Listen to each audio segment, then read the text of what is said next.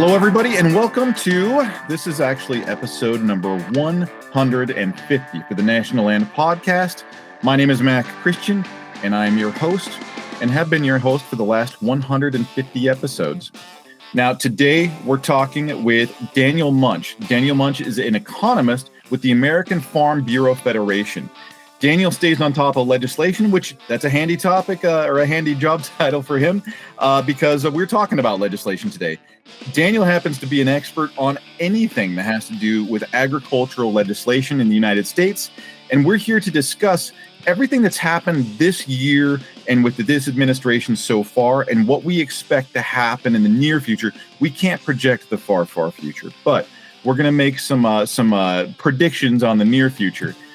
Daniel Munch knows his stuff. This is a really, really cool topic. If you want to know anything about how legislation is affecting anything in agriculture, this is a person to listen to. Now sit back and enjoy. This is a great topic. Okay, I am sitting here with Daniel Munch. Daniel is an economist with the American Farm Bureau Federation. And today we're going to talk about the legislation that has passed so far. We are in the year 2025, in case you are listening to this in 2026. We're talking 2025. So far in the year, we've had the American Relief Act, and we've had the One Big Beautiful Bill, and in that bill, it's H.R. 1.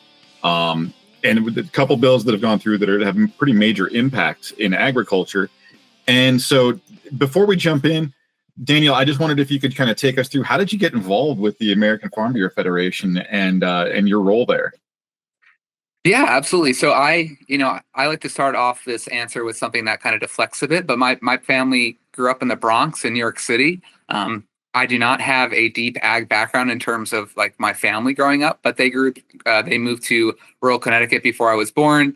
And there's a small beef farm down the road from me. And I loved animals as a kid. So she sucked me in, the owner of this beef farm, and got me involved with 4-H, a youth leadership group. And ever since then, I've loved agriculture, loved animals, and decided to make a career out of it. So I went to undergrad for ag economics and livestock management, grad school for ag economics, and had been a protein commodity analyst for a while, and then realized I really like the advocacy, policy, economics crossover, and found the opening at American Farm Bureau. And just a little background of American Farm Bureau. We're the largest general farm organization in the world. We represent just under 6 million U.S. farmers and ranchers, and we advocate for them based on policy that they elect each other and pass. So each year we'll have a policy process where delegates elected by their farmer peers vote on what policies to support or oppose. And that's what our lobbyists at Farm Bureau, choose to interact with Congress and agencies on. As an economist, we do a lot of the numbers behind the scenes and analyzing markets and policy to see how that will impact farmers and ranchers, and doing media interviews and things like this to really help advocate and tell the story of the American farmer and rancher. All right, so I'm going to pull this whole thing out, and I'm going to set up a new job for you. You're going to train every single person I have as a guest on how to run their intro. Because, oh my gosh, what a concise rundown for that. Like, I'm just kind of like, oh, yes, there we go. Somebody's got the elevator pitch down. Like, that was magnificent. I will give, we have a media trainer, Jana, who used to be a newscaster on our staff, and she does our media training. So after you do enough of these, you get pretty used to it. But I'm glad that one was a more coherent one than some of mine usually are. That was pretty darn good, especially because I love that you kind of illustrate what you do on the day to day. Because we talked to a few economists, and I don't think we've ever actually been like, what do you do on the daily? Yeah. Well, and it's different. It's so much different from group to group. Like what we do is so much more applied than some other groups that it might just be digging into the data and doing forecasts, but I do like to tell a little bit more of the story. Yeah, no, much appreciated. So okay, let's jump into these bills. So we have the American Relief Act of 2025. That was more for emergency funding, natural disasters, right? And then we have the One Big Beautiful Bill. So it has some reforms in there. There's some reconciliation in there. There's a little bit more vague in that one. But those are our two, I would say, areas of highest impact that have passed legislation in the last year. Meanwhile, the entire country has been waiting for what, like 30 years now on the Farm Bill. I feel like this thing is like, it's just in permanent pause. And I've tried to grill a couple people on it, and it's mostly just because the bill is so big, because politics are so partisan right now, and people are just trying to come together. Because, again, for anybody that didn't catch our episode on that, we talked about the Farm Bill. There's a lot in the Farm Bill that from the outside don't seem to have anything to do with ag, right? So it's like there's like school nutrition programs and stuff. There's a lot of things that have been lumped in there. And trying to get agreement, because what is there? There's how many committees are there? Like 7 or 8. And each one of those committees has like 12 people, and of course none of them can agree. So it's one of those, it's kind of a thing. But these two bills have gone through, and they sort of address some of the pressing needs that we see in agriculture. I wanted to get your take on, are these political things? Are these, what pushed these through, and why were they kind of adopted? Yeah, so these are both very much a must-have / policy politics outcome. And we're talking about the agricultural provisions today, but much of the reasons why these passed were for non-agricultural reasons. So when we jump back to the American Relief Act, we were going to run out of authorized funding in a number of our different, funding categories, and would have had a government shutdown, as we always hear in the news. And Congress needed to act either by passing funding authorization bills, or by passing what we all know as a continuing resolution, which just extends existing funding. Part of that on the ag side was that the Farm Bill extension that we had passed the year prior was expiring again. And a lot of our Farm Bill programs that our farmers and ranchers rely on were going to, again, lapse. So they had the impetus of, to avoid general government shutdown and the loss of those programs. You had the impetus of not having, a Farm Bill going farther than the end of the year. And you also had a year full of different natural disasters, economic disasters that impacted both agricultural producers, but also generally constituents all over the country. Hurricane Helene, Hurricane Milton, flooding out in California and Minnesota, a number of other incidents. So there was $30 billion in the American Relief Act as well for agricultural producers, $10 billion in economic assistance, since many row crop producers face negative margins due to low prices, and then $20 billion for natural disaster assistance. The One Big Beautiful Bill Act, that was a more partisan approach and politic piece, right? You have the Republicans are in control of Senate, the House, the presidency, and the reconciliation process is this unique process that Congress and the administration can use to push through certain agenda items. It allows them to get and pass bills with a simple majority in the Senate. Usually you need 60 votes. This allows you to pass it with 51. The sticking point here, though, is that any bill that moves through a reconciliation process, it has to be related to raising revenue or spending money. So any sort of revenue impact. And in order to really fit that rule, they go through this, what's called the bird rule process, the bird bath, where when it goes through the Senate parliamentarian makes sure each section of the bill falls under either it's impacting revenue gaining or funding withdrawals. If it doesn't fall under being related to revenue, it gets knocked out of the reconciliation process and would not apply. So One Big Beautiful Bill Act really was this culmination of trying to get the president's agenda in this large bill, which included and ultimately included a lot of agricultural provisions, but also included other things such as student loan reform, Medicaid reform. It included border spending as well as increasing the debt limit, which we would have had to do to do anything with government spending moving forward as well. So that's sort of a quick snapshot, even though longer than as much as you can explain it. And a lot of this was to take care of a slim majority, right? Like they have a very, very slim majority.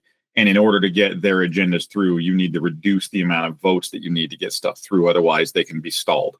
And now that that's happened, they sort of have a free runway. They just need to pick up, as long as there's no defectors from their tribe, right? Like they can push stuff through.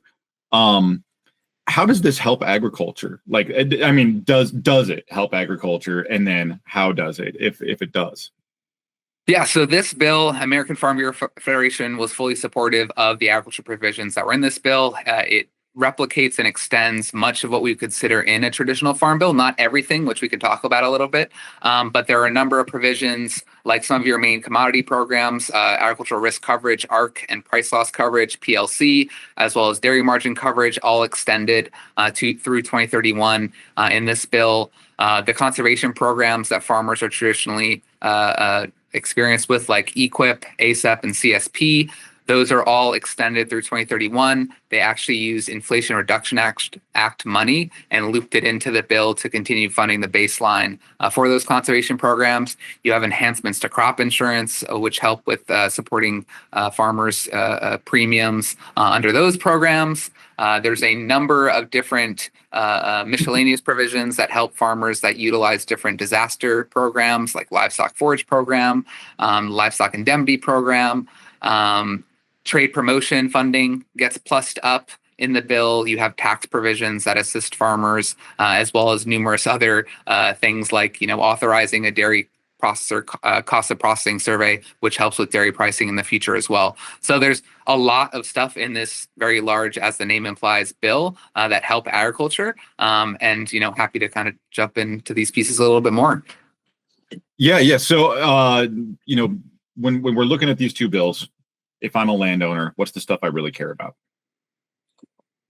Yeah, I mean, obviously, farmer landowners are going to care a lot about these commodity support programs. Obviously, you have farmers on all different size spectrums of how much land they have and what crops they are growing. So there's going to be a lot of diversity in what programs they utilize. But the extension and expansion of ARC and PLC is really going to support a lot of your row crop producers and, help provide more confidence in the marketplace for those producers. We actually had our ag land values report come out last Friday from USDA that they release every year. And we saw ag land values on average increase 4.3% over last year to $4,350 an acre. That's the highest on record, but that increase has started to slow. So back in 2022, it increased 12% over the prior year, then 7%, then 5%. Now we're down to 4.3%. And part of that is linked to commodity prices have dropped. And part of the reason we might still see strength in land values is because of this, additional funding we saw last year for disaster assistance, but now continuing to see more support from the government for our producers. Because in order for there to be confidence from lenders to provide operating lines of credit, there's got to be some confidence in the bottom line for producers. A lot of these program pieces in One Big Beautiful Bill Act and American Relief Act help support that confidence. So ag land owners are going to have access to those programs that original 2018 Farm Bill put out there, aside from a couple, like the Conservation Reserve Program, which has to be extended by the end of the year. Those are some of the, for our crop producers to take away.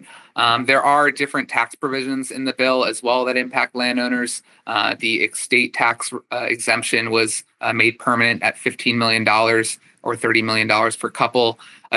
If One Big Bill Act hadn't gone into effect, it was going to revert back to $5.5 million, which we know for agricultural landowners, it's very easy for an ag producer to quickly surpass that $5.5 million.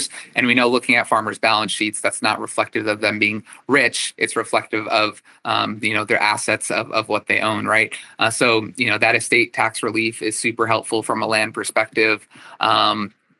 And there's countless other pieces in the bill that just create more certainty for farmers, which is really the big takeaway here, is more certainty for farmer. There's still gaps that need to be fixed, but it provides a little bit more stability to the farm economy. I was going to say that last part that you mentioned is probably a huge piece for succession with what we're looking at right now. Like, we're looking at this huge wealth transfer of older generation to younger generation. A lot of the farming landowners, a lot of the agricultural landowners are moving up into that age where it's like, maybe you should think about retiring. And because it's just a lot of the landowners are in that age, and had things reverted back to that $5 million price point, you've got a lot of land that can't be handed over. And you have the added bonus of this wonderful situation where it's really hard to get into ag, where the loans are really difficult right now. The interest rates are higher, and there is this huge barrier to people to new entries into the ag marketplace, where your options are handed off to the next generation, or you're going to have conglomerates moving in to buy, which is like, I feel like America is like, that's it's the one industry where most people in the country don't want that. And so it's like, it's one of those where it provides a sort of pathway to do that. I wanted to touch on the disaster relief side. So when we're talking about disaster relief, and I just don't know if it's an answer that you have, but when we're talking about relief for natural disasters, is it related to row crop, or is it does timber qualify in this as an agricultural crop, and or does it go into some of those ancillary sort of markets that we see where they have protection too? And the reason I ask is you brought up Hurricane Helene, and we saw like mass destruction of timber fields in Georgia, Alabama. Actually not Alabama. I know Georgia. I'm probably just making up the Alabama part. But Florida, North Carolina, South Carolina. The whole area, right? Like all these, and especially in areas where like, white oak is trying to be grown because they're in trouble right now. And some of those are wiped. There's a lot of trees that got wiped out in those areas, and a lot of people, whether they index their property or not, like that really matters. But are those affected? That's something I'm definitely curious about. Yeah, so when we're thinking about disaster assistance and both of these bills, there's a lot of pieces to pick apart. So starting with the American Relief Act, I talked about, there's $30 billion set aside for ag producers. $10 billion of that went to the Emergency Commodity Assistance Program. That was for row crop producers who faced economic losses due to price. Did not impact timber, livestock for that $10 billion. The $20 billion went into natural disaster assistance, which ultimately some of that will end up going to timber. But the way I like to break it down is there was about $1 billion set aside for plus ups for livestock producers who had livestock forage losses due to drought and wildfires. So that was $1 billion. They have $1 billion for livestock producers for other losses, things like flooding, think about, which USDA still hasn't announced how that program will work, but $1 billion there. You have about $16 billion that they just announced in the Supplemental Disaster Relief Program. That is going to go to crop losses, not including timber. So that really pluses up in the stage 1 phase that we're in now, pluses up the crop insurance payments that farmers would have received under those programs at higher levels to add some protection.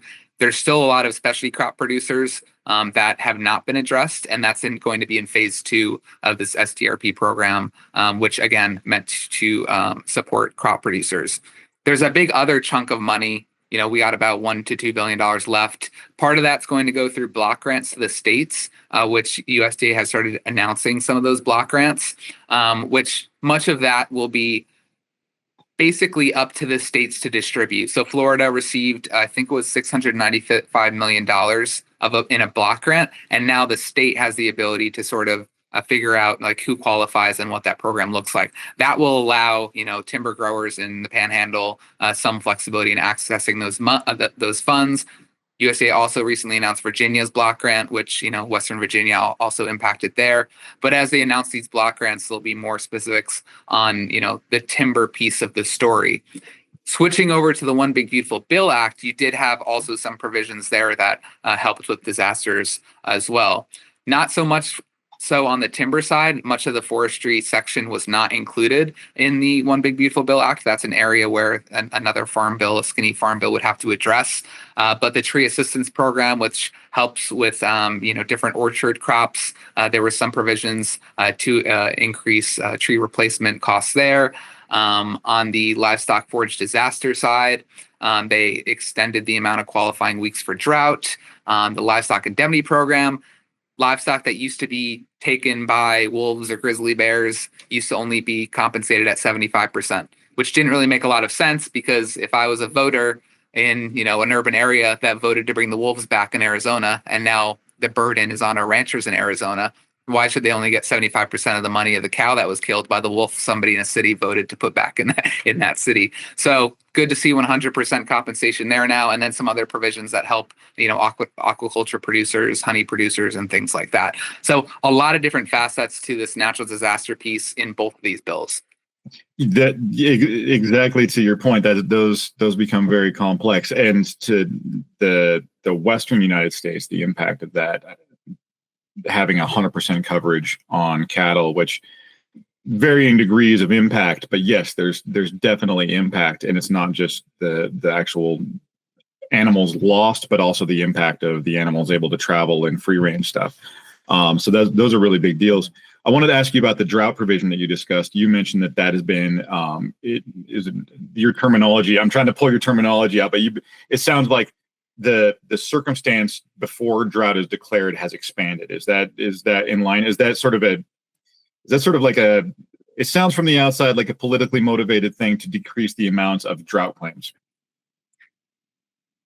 It could be partly that, but it's also adding a little bit more flexibility. I mean, They use the drought monitor, which, categorizes different area of lands and different severities of drought.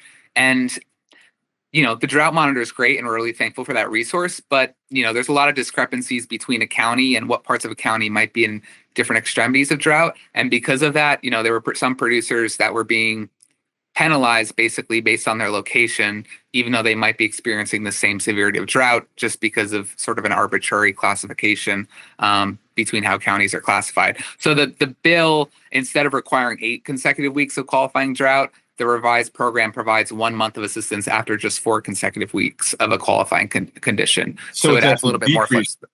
I was going to say decreased the thresholds. Okay. Yes. So the opposite of what I said. I was trying to process that. I was like, okay, does that mean okay?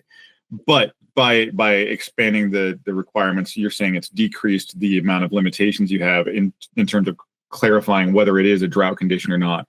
4 weeks qualifies as a drought now. Yeah.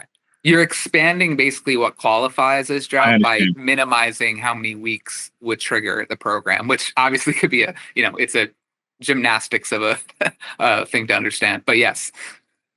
And so when we're talking about you mentioned the total shelf amount for that is around 30 billion. And when we take into account fires, drought, hurricanes, floods, the natural disasters that we have seen have been pretty substantial. Was last year in the range of like 180 billion, 170, I don't know, somewhere in that range. Does 30 billion cover it? Is that a Band-Aid on a broken leg, or is that enough to cover what we're going to see as far as impact to ag? Right. And it's a great question, and it's something that we struggle with a lot, especially with, taking into account politics and how much political appetite there is to help our farmers and ranchers in this space. So the $30 billion from the American Relief Act, the $20 billion for the natural disasters, that was for 2023 and 2024. So in addition to talking about Hurricane Helene, Hurricane Milton, we've got to go back to 2023, talk about drought, the hurricanes from that year, hailstorms, and other things that occurred. We at American Farm Bureau do estimations each year of crop losses due to major disasters. And we try to look at what was protected by crop insurance and other programs and what was not protected. In 2024, my estimates put total crop losses due to major disasters at a little over $20 billion in uncovered losses. 2023 was quite similar. In both of those years, those were the total for crop losses. About 10 billion was uncovered. So you had about 20 billion in both of those years that was not covered by crop insurance. Now, once you compare that to the 20 billion in the Relief Act, that sounds pretty good. But I have to remember, my numbers are only including crops. You're excluding livestock, you're excluding infrastructure, you're excluding a lot of specialty crops that might not be captured in the RM Risk Management Agency data. You're excluding timber. So very quickly, your pie of things impacted becomes much larger, and that $20 billion becomes much smaller. So my easy answer is no. $20 billion is not enough to fill the holes farmers had seen from the past 2 years. It's a great start, and obviously will help a lot of our farmers recover more quickly. But we're already experiencing, problems around the country this year, and consistently ad hoc assistance that have come from Congress, although helpful, has often been delayed, and farmers often can't wait 2 years for assistance if they want to make ends meet. The additional monies in the One Big Beautiful Bill Act, which I think was an increase of about $3 billion over a 10-year period, those will also be helpful, but again, kind of pale in comparison to need from the last few years. Perfect. Within this as well, so we had Colin Woodall of the National Cattlemen's Beef Association on the podcast a few weeks ago talking about screwworms. Is any of that addressed in these bills? Do these cover something like what we're looking at with the approaching screwworm? Yeah, so obviously animal disease and preparedness is at front of mind. We had the HPAI incident the past few years, with that getting into the dairy herd, and obviously continue to impact our poultry flocks. And now we have the incoming potential for screwworm to impact us at the southern border and then make its way through our livestock industry. The One Big Beautiful Bill Act did expand spending and funding for national animal disease preparedness. There is actually a $233 million a year requirement now for USDA to spend on stockpiling vaccines, bolstering veterinary diagnostics, training state responders, and that's a sevenfold increase over prior spending in that space. So it really shows that USDA and Congress see this as an issue. It has the potential to completely disrupt our livestock industry, impact our exports, right? Impact how other countries view the quality of our product, and our ability of our farmers to produce it in general. So we're glad to see that sort of investment.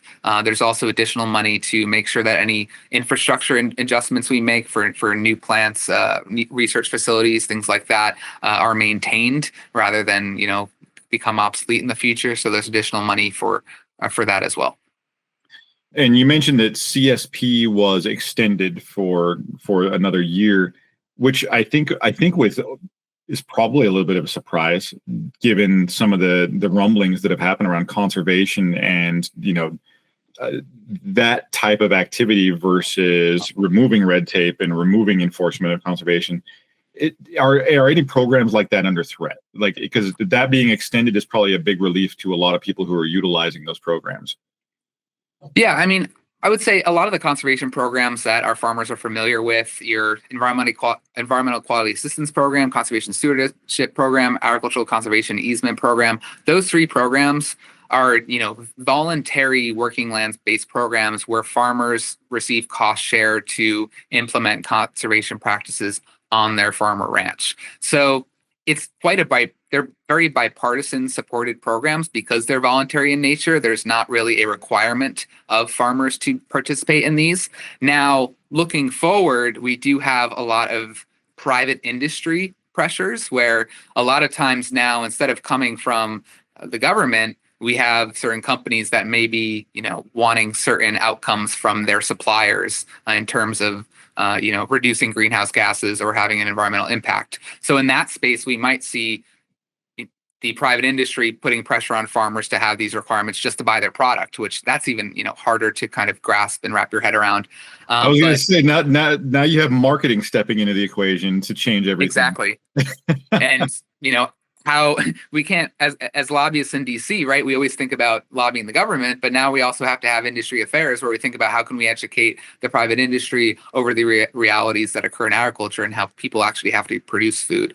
So yes, all those programs extended through 2031. Obviously, in this administration, there is, as you allude to, climate smart sort of focuses are not as central to their mind. So those sorts of programs and grants are not central to what their agenda is focusing on, but many of those bipartisanly supported conservation programs are going to maintain support. And I did mention previously the Conservation Reserve Program, which the federal government pays rent to farmers to basically put land into conservation. That was not extended in the One Big Beautiful Bill Act, not for political reasons. I don't think. I think there were pieces of it that didn't pass the Byrd rule or that budgetary rule.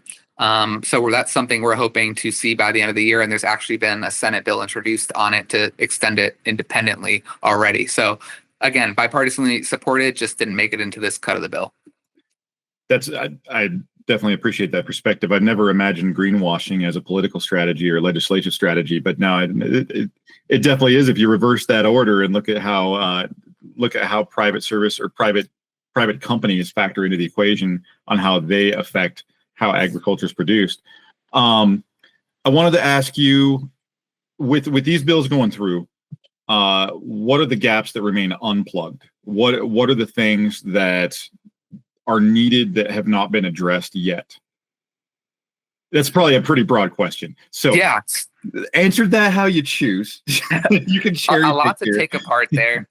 One of the more nuanced ones that a lot of people forget about is Congress sort of put in place this weird revert back to mandatory price support programs in the Farm Bill as a way to force them to pass a Farm Bill every 5 years. And what's happened is that sort of trigger has sort of worked, but also not really worked, because again, we're now on a almost 10th year without a new fully authorized Farm Bill. And what I mean by this is that there's old language out there that says if we don't reauthorize this legislation, say commodity support program like dairy margin coverage, ARC PLC, we revert back to whereas the U.S. government has to buy so much ag product in order for it to get this parity price. So let me bring up the dairy price. You would have to talking about internal purchase of product to hit parity within the marketplace, basically. Yes, of these 1940s era prices, which for milk,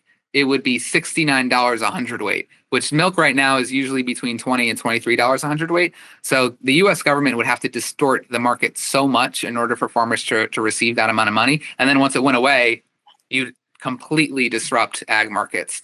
So there's these provisions in there that still exist. It's basically permanent price authority that has to be suspended by the end of the year, and was not, because it's not related to spending or revenue, could not pass the bird rule in the One Big Beautiful Bill Act. So that has to be addressed.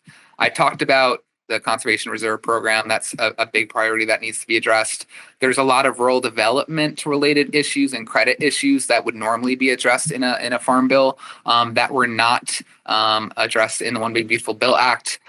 Thinking about expanding access to loans and just enhancing the loan access programs that they have to make them more modernized and up to date to 2025 times, broadband access, additional trade promotion funding. There's so many different pieces you could break apart here. Forestry, I mentioned, was left out of that One Big Beautiful Bill Act. That title needs to be addressed so we can expand support for those folks. Energy title and authorizing some of those support for biofuels programs in there as well. And there's countless other finicky things we could dive into on what we'd love to see in a skinny farm bill as well. Are some of the hot button topics being addressed, like foreign land ownership, like say that part of it? It's been a hot button topic. Is that being addressed with any of these bills? Yeah, so because of the bird rule, it was the provisions that were in the House Ag bill that passed out of committee last year on foreign ownership were not included in the One Big Beautiful Bill Act. I've followed this issue closely. One of the biggest problems we have in the foreign ownership space is that data collection is not always the most robust, and the enforcement of data collection has not been the most robust. So the Agricultural Foreign Investment Disclosure Act requires foreign owners who buy land or gain interest on land or have a 10-year plus lease in the United States to report to FSA that sale each year. And USDA compiles that data into a database that we can access publicly. And we've dove into that data before, but it's a paper form that people fill out. Each state is aware of the form in different ways. Some FSA offices didn't even know it existed really well. USDA has not enforced for not filing. They've only enforced for late filing, which that means if I just not filed, then I'm not going to be penalized. I was going to say you're safer by not doing it. Right. So that's the problem. They're able to penalize up to 25% of the value of the land and have only penalized up to 1%. There's staffing shortages issues within the program. They're only able to go up to a third tier of ownership. So say you have a company that's basically, might be addressed in Wisconsin and then the UK and then the Cayman Islands, but ultimately the warm body benefiting from the purchases in Southeast Asia, USDA can't go beyond that. So the provisions in bills that we've seen coming from Congress would basically require, enhanced reporting and efficiencies between AFIDA and CFIUS, which is a Committee on Foreign Investment in the United States, which really oversees transactions that might be national security threats. So that's one piece of that didn't end up in the One Big Beautiful Bill Act, but would need to be addressed. Adding the Secretary of Agriculture onto CFIUS so that they're always reviewing anything that could impact agriculture. That was included in a bill that a continuing resolution that passed last year as an ad hoc basis, and we're continuing to try to get the secretary on a more permanent basis. So not a lot. In short, not a lot in One Big Beautiful Bill Act on foreign ownership, but there are a lot of separate efforts happening in that space. So that's a whole different rabbit hole to jump down. But there is a loophole to where, like, one, you're saying that the data that we get from our government might not be correct. Oh my God. But basically, because anybody that looks at it is, like you said, it's publicly accessible. You can see countries like Finland, Canada, Sweden, or Netherlands, I think, has a surprising amount of land in the U.S., and it's all for their crop reserves and stuff like that they're able to ship back to themselves. And then the big conversation over the last few years has been China and how much land they're acquiring, and then it's kind of pivoted to, like, it's not so much how much land, but where they're purchasing. But there's a shell possibility with how they structure their businesses, where if they structure their business 3 levels deep, meaning a company owning a company owning a company, that they could actually be shielding that, and we could have a larger problem than we know about. Right. So that's one of the biggest concerns of our farmers is they don't really, they don't have a great image of what the issue actually is in terms of data. Now, I will say a caveat to that is under CFIUS, there's a sort of unique self-enforcement piece where if that transaction happens and you do not voluntarily report it to the government for review, you are open to indefinite investigation. If you voluntarily report yourself and they find no national security risk, then they will not investigate you again.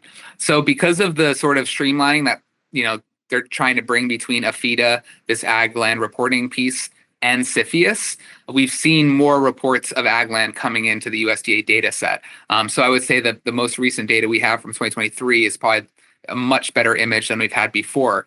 And, you mentioned, yes, Canada, the Netherlands, Germany, UK, Italy make up 62% of foreign-held ag land in the United States.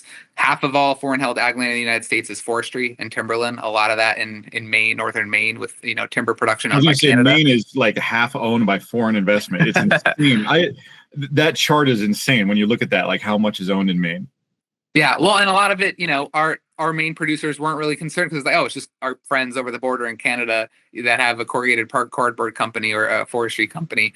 So there is a lot of brains on this issue, sides of this issue, right? We have some folks that are like only adversarial countries shouldn't be able to be involved. Others concerned about European countries taking, farmland and putting it into energy production. That's the biggest increase we've seen. The vast majority of the increase we've seen in foreign-owned land in the United States is linked to European countries buying up leases for solar and wind. And really, that's for them. There's no land really left in Europe to be developed, but they can buy cheap land here in the United States and then provide offsets that they need to show their government and regulators over there that they're doing conservation practices. So, the one big takeaway I would say is you also have farmers on the issue that we don't want the federal government more involved in land sales. If we give them a little bit more power here, does that give them more power to, impact my ability to buy and sell my land when I want to who I want to? So there's private property rights concerns, electricity generation, sensitive military sites concerns. It's a nuanced, complicated issue. I feel like you keep on knocking over rocks and finding stuff under rocks in this conversation, because I'm totally having fun with the things that you're bringing up with Europe having developed most of their land and there not being much more land. It's like, this sort of sounds like the beginning of our country is still like things haven't changed a little bit as far as them getting resources from our country, because there's a whole kind of fun dialogue to have. History repeats itself. Right. History repeats itself. We're a new world all over again. Are there any tax implications to the bills that have come across right now, or reimbursement impact by trying to get these funds? Like, do you get these funds when disaster, then you got to pay it back, or is there a tax implication to it? How does that stuff balance out? Generally, a lot of the programs, like supplemental disaster relief programs, disaster assistance programs, those do factor into farmers' income and are generally taxed. So not a lot of tax relief in terms of the natural disaster space. I'm not a complete tax expert, but the One Big Beautiful Bill Act did include quite a few tax provisions.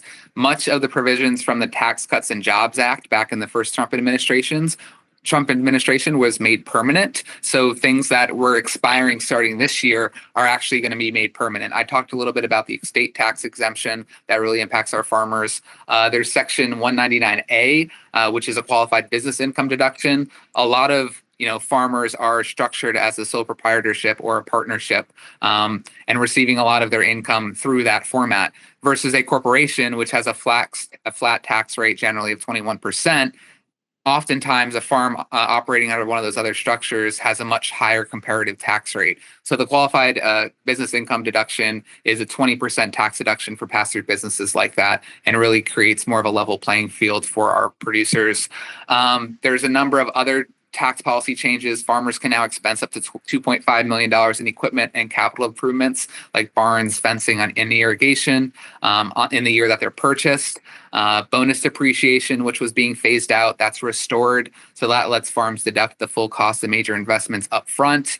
There's also clean fuel tax credits for renewable fuels like ethanol and biodiesel, 45Z, which basically gives tax credits to processors of those fuels to produce more. Now, one of the problems there is that there isn't a great mechanism under 45Z to make sure that the tax credits, the processors of the fuels, are getting back down to the growers, right? And if growers are going to be bearing the burden of changing their production practice to meet these renewable fuel to clean tax credits, they're the ones that are going to bear the brunt of the cost. So we need to make sure that the processors that are receiving the tax credit are actually translating those tax credits back to the farmers. So that is one concern we see, but lots of other things in this bill for broader consumers as well related to taxes. So essentially good news for your LLCs and your corps. Good news for new land purchases, meaning you can run those land improvement offsets for tax benefit on within the first year, you said, of purchase? Yes, in the year that they're purchased. Yep. So in the first year that they're purchased. So, I mean, does that combine? I don't know if this is going to be too intricate, but does that combine with people who are running a 1031 exchange and then able to improve land? Does that factor in? I don't know that one. I was just curious if that, since that is a transfer of land ownership as opposed to a purchase, if that factors into the land improvements and tax incentives of that. It's a great question. Yeah, I was a tax expert, but I need to talk to we work with a crew on our 1031s. That might be one to throw at them and see if I can catch one of them off guard. That might be kind of fun. Yeah. If our tax guy was here, but we don't have. He went into the interior sector. He went into interior. So see, he's smart. He went into hiding. So, are there any effect to carbon markets? Do you know of? Yeah, that one a little outside my scope, but I would say the continued support for some of your mainstay conservation programs might incentivize companies again to look into ways that they can participate in those markets and help further support producers. It's a little bit more indirect. There's nothing really directly in the bill for carbon markets, which basically means, and with the administration's, the change between the previous administration and this administration, that change in perspective and view on climate smart agriculture and carbon, there's sort of a lot of uncertainty about like what happens with carbon markets. Do they have this sort of the same foundation to stand on? In a lot of cases, our conversations or circles seems like those spaces might just be delayed until we see what comes next. But there's still investment in conservation programs. And again, I mentioned sort of the supply chain requirements coming down from the private industry. There's still changes in those spaces where, providing and creating markets in the private sector itself without sort of government intervention. So yes, it's still happening, but not really influenced by this policy. So I want to take you to the edge of the abyss of politics, but I don't want to push you over the edge. What are we seeing in terms of how, because we have just had a new administration change, we're 7 months into a new administration. What have we seen, if any, are the differences between administrations, the Biden administration, the Trump administration, and how they are addressing agriculture? Yeah, it's a great question. I mean, a lot of the differences in terms of farm bill conversations come down to this breakdown. And you touched on this a little bit in the opening, but there's more in the farm bill than just farm programs, right? When we look at farm bill spending for the next 10 years, under previous to One Big Beautiful Bill Act, 82% of the Farm Bill was going to be linked to the Supplemental Nutrition Assistance Program, or food stamps. And most of the reason why we didn't have a farm bill in the past 5 years is because of that program and arguments over funding for that program. Pre-COVID and after COVID, spending under that program jumped up a lot. And that makes sense, right? There was this big influx of people who needed food assistance, and people became more reliant on that program when they no longer had their jobs. Now, spending on that program continued to sort of outpace previous years, and continue to outpace pre-COVID years under SNAP into the future. And sort of you had the Republican side of the story where they wanted to rein in future growth in spending in that program, because that had sort of been updating with the Thrifty Food Plan and other things based on the cost of food and the increases that inflation have pushed onto American families. Meanwhile, a lot of your farm programs had not been adjusted to reflect increases in inflation and other sort of input costs. So Republicans wanting to rein in that spending, Democrats saying, no, you're putting a future cut on program spending. And that sort of sticking point between we're reining in future spending that hasn't been spent yet, or we're cutting future spending that's going to help needy families, is why things have been so partisan. It doesn't really have much to do with the farm side of the equation. Generally, that's all bipartisanly supported, and the bill that came out of committee last year got bipartisan votes. But that's sort of still where we sit in this boat. Obviously, the One Big Beautiful Bill Act passed, and now the Democrat side of the aisle might be a little bit ornery over working with the Republicans after they shoved this through and didn't really think about their concerns, right? So that's going to feed into the skinny farm bill conversations. We hope, though, since much of what's left is pretty bipartisanly supported, that people come to the table and support the constituents they need. But obviously, politics playing a big role in how this was able to get passed. Obviously, the One Big Beautiful Bill Act more partisan than any more of the previous farm bills we've seen, but it's kind of how politics has worked in this day and age. Continuing resolution, or trying to use sort of reconciliation or other sort of political gymnastics to get things done. And you just brought up that number, and I want to repeat that, is that within the farm bill, 82% of that dedicated to things like SNAP, which I don't think anybody, any layman on the street that hears farm bill is going to associate SNAP with anything that helps agriculture. I think probably was put in there indirectly because you could influence agricultural purchases if that structure is right, which I think is why people are taking chip shots now at things like cola. Like there's weird little shots going across the ballot plan politics with this. Is there any talk of separating this thing out to where you can actually deal with nutrition assistance separately from how we deal with agriculture? Yeah, it's a good question, and one that we get asked all the time. Obviously, SNAP spending, it is increasing the amount of money that folks are spending at grocery stores, which some of that does trickle down to your producers, but it's not supporting your farm commodity crop insurance, trade promotion, any of those programs. Now, the thing that I always like to bring up is, let's think back to the census that happens every 10 years in America. Every 10 years in America, they take a census, and what's the result? Fewer and fewer Americans live in rural America, and more of them live in, urban, suburban, smaller areas. What happens when that comes to redistricting? It means we have more and more congressional offices representing urban, suburban areas than we do rural areas, meaning more and more congressional offices that are going to be more concerned with their urban and suburban constituents than they are with rural constituents. So part of the reason that Farm Bureau has actually supported keeping this together is that if I'm going to go into a congressional office to help try to get this passed, which we need a majority to get this passed through Congress, I need to give a lot of these offices something to care about in this bill.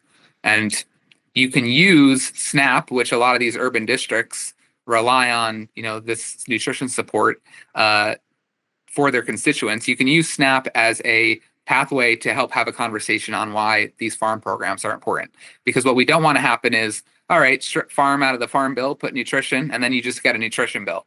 And then you don't get any farm bills, because guess what? Most of urban and suburban America doesn't care about this anymore, and none of the votes are there. So Why care about it? So that's the main reason why we've been pushing to keep it in, is because it keeps it on the table. It's a conversation item when we go into urban offices. It's really a political strategy. And it lets us tell the farmer story in places where we might not be able to tell it, especially as folks are getting less and less representation from those rural areas. I feel like you just answered probably the easiest. Like, when I'm going back through this as a listener, if I'm going to ask a question, that's probably going to be one of my primary questions. And that's a pretty darn good answer. That, to your point, yeah, every year people move away from rural areas. And as much as you would like to think people care where their carrots and stuff come from, they don't. Like, they just, chicken is manufactured in a package and it never lived in the first place, right? Like, right. A lot of people don't realize those things. I would say, I don't want to throw politicians under the bus, but the amount of them that have had their hands dirty is probably fairly minimal. Yes. That's something to always consider. If they're out of touch with that, they're not going to really help you out. And this lets farm producers get the pathway to getting their word and sort of their lobbying group, I guess. Right. I mean, we have benefited from the fact that Americans generally have very positive opinions of farmers and respect farmers and ranchers. And we're really happy to see those statistics, but we can't take those for granted now. So we have to use these political strategies to make sure we continue to tell our story in Congress, as I mentioned, as that representation gets smaller and smaller. Because without that voice, again, folks in the city don't know where their food comes from. And frankly, they don't really care as much as they would love to care about buying American grown products. At the end of the day, they go into the grocery store, see the cheapest option, and everybody's hurting in this day and age. They're going to buy that option, and that option might be from Chile or Peru or other places as well. So supporting our American producers is really important, and this is just one of those political strategies we can use. Yeah, I was going to say that what matters is the berries are red, and people want to get those things year round, and that's not possible in the U.S. Right? So you got to go to food comes from all kinds of places. Right. So I want to ask you sort of an overhead question, and I want to be respectful of your time because you've been very generous with your time. Someone's listening to this, and they're thinking back on this podcast. What's the couple of the takeaways that they should have from this? And let's start from the standpoint of those two bills that passed. So disaster assistance from the American Relief Act, great to see $30 billion in there, $10 million for economic assistance to support our commodity producers. They're facing negative margins last year, and then $20 billion for natural disaster assistance. Now, looking forward, that was sort of a stopgap funding, right? That's for 2023, 2024 for a natural disaster assistance, only 2024 for a commodity assistance. We're still in a year of low commodity prices, and a lot of our producers are not making ends meet. Combine that with the One Big Beautiful Bill Act, which added $65 billion to the ag baseline over 10 years. And that's, $100 billion in investment into agriculture in the past year from Congress. So great to see that. Great to see so many different policy provisions, program extensions that our farmers and ranchers rely on to have more certainty. But at the same time, what does that mean in the future for political appetite to further support our farmers as you see more weather events in 2025, as I mentioned, lowering commodity prices, and in some cases, economic conditions in the countryside that might not be as positive? So one of the biggest takeaways is that we have to continue telling the story. Yes, a lot of our farmers face these massive natural disaster impacts, things out of their control, and this helps fill the gaps. But if we're going to continue to have a robust ag industry in the United States, this is going to need to require consistent support. And, I understand the deficit that we're facing in those conversations, but in the full scheme of things, I always like to put this in perspective. Ag spending, including nutrition, with 82% of it, makes up 2% of total federal spending. So even if you cut the entire ag and nutrition spending out of our federal budget, 98% is left. And you're not going to impact the federal deficit unless you look at Medicaid, Social Security, other places. So really the big takeaway, the ag economy is still guarded. This is great certainty that it provides to a lot of our producers in the near term, but we also need some other adjustments and support for that long term. It's a heck of a close. Daniel, I do my best. I very much appreciate your time. This is very, very cool. I've enjoyed this conversation. I'll be kicking this tire again here soon to get you on. Yeah, Always happy to talk about that. Well, I'm glad you brought up the foreign ownership thing because that's one of my portfolio items too. So Is it really? Okay. yeah, so I was able to dive into it a little bit. I've had a lot of spend all fun day with on that. I went down the rabbit hole a few times on that one, doing some research on it. That's a very, very interesting topic. I love that one. Yeah. I was actually just in Boston yesterday at the National Council Conference of State Legislators, and I was talking about that. It was crazy to see some of the people are all over the side of that issue, and it's like just fascinating. It is fast because I mean I won't go down the rabbit hole right now, but there's a lot of assumptions out there that aren't reflected in reality, but Right. There could be realities that are being hidden, but you never know. But Right. Right now the reality is not the perception. Right. The problems that need to be addressed are not what people are talking about. Yep. Yes. Well, awesome, and we'll get you. Maybe that'll be a next topic. But I would love to go down the rabbit hole. That'd be fun. Happy to chat about it. Excellent. Well, thank you again, and we'll have links. We'll have links in the show notes. Sweet. Thanks so much, Mac. Have a good weekend and Friday. Yeah, you too. Bye.